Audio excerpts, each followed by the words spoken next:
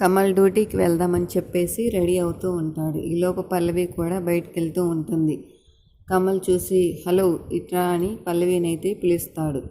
పల్లవి వచ్చి ఏంటి అని అడుగుతుంది. ఎక్కడికి ఇంత ఉదయాన్నే పొద్దున్నే ఎక్కడికి బయలుదేరి వెళ్తున్నావు అని పల్లవినైతే అడుగుతాడు. పల్లవి అయితే మా డాడ్ వాళ్ళ ఇంటికి వెళ్తున్నాను అని అంటుంది. మీ నాన్న దగ్గరికి కాకపోతే మీ తాత దగ్గరికి వెళ్ళు, లేదంటే మీ ముత్తాత దగ్గరికి వెళ్ళు. ఎక్కడికైనా బయటికి వెళ్ళేటప్పుడు ఇంట్లో వాళ్ళకి చెప్పి వెళ్ళాలని తెలియదా? నీకు అలాంటి పద్ధతులు ఏమీ తెలియదు, తెలిసినా ఏమీ పట్టించుకోవు. అవునా, మొన్న మీ నాన్నతో గొడవ పడ్డాను అని అన్నావు. మీ నాన్న నీ గురించి పట్టించుకోవడం లేదు అన్నావు. మీ నాన్న నీకు ₹1 కూడా ఇవ్వడు అని చెప్పావు. అలాంటప్పుడు మీ నాన్న దగ్గరికి ఎందుకు వెళ్తున్నట్టో అని కమల్ అంటాడు.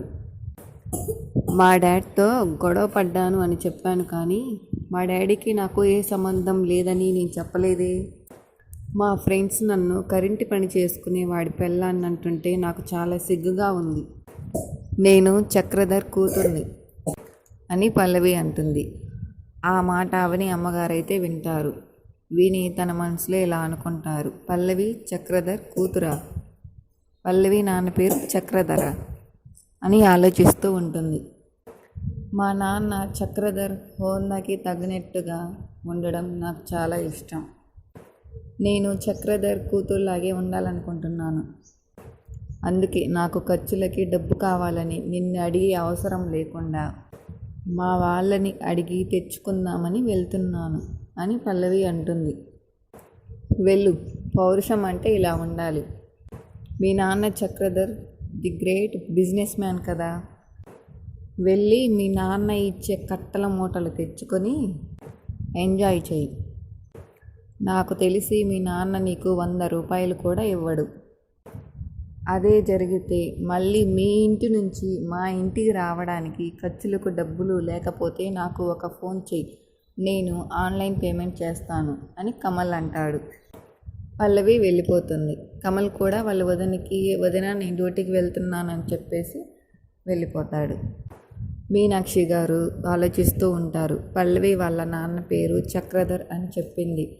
కమల్ వాళ్ళ నాన్న ది గ్రేట్ బిజినెస్ మ్యాన్ అని అన్నాడు. అంటే నా భర్త చక్రధర్, పల్లవి వాళ్ళ నాన్న చక్రధర్ ఇద్దరు ఒకటేనా అని ఆలోచిస్తూ ఉంటుంది. ఈలోపు అవని వచ్చి అమ్మ అని అంటుంది. మీనాక్షి ఏంటమ్మా అంటుంది. ఇంతటితో ఈరోజు సీరియల్ అయితే అయిపోయింది. నెక్స్ట్ ప్రోమో అయితే ఇప్పుడు చూద్దాం.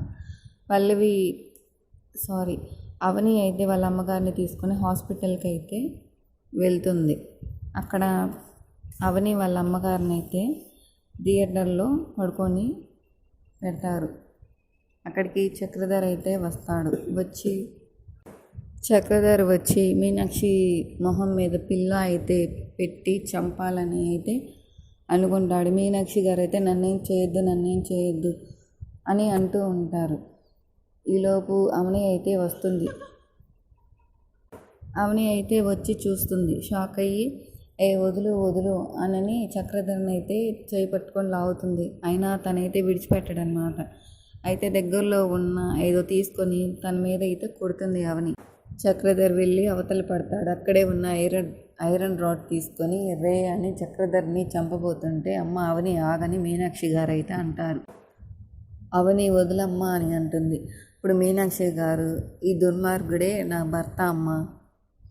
అవునమ్మా, ఆయనేనమ్మ నీ కన్న తండ్రి అని అంటుంది. షాక్లో అవని అయితే చూస్తూ ఉంటుంది. ఇంతటితో ఈ ఎపిసోడ్ ప్రోమో కూడా ఓవర్.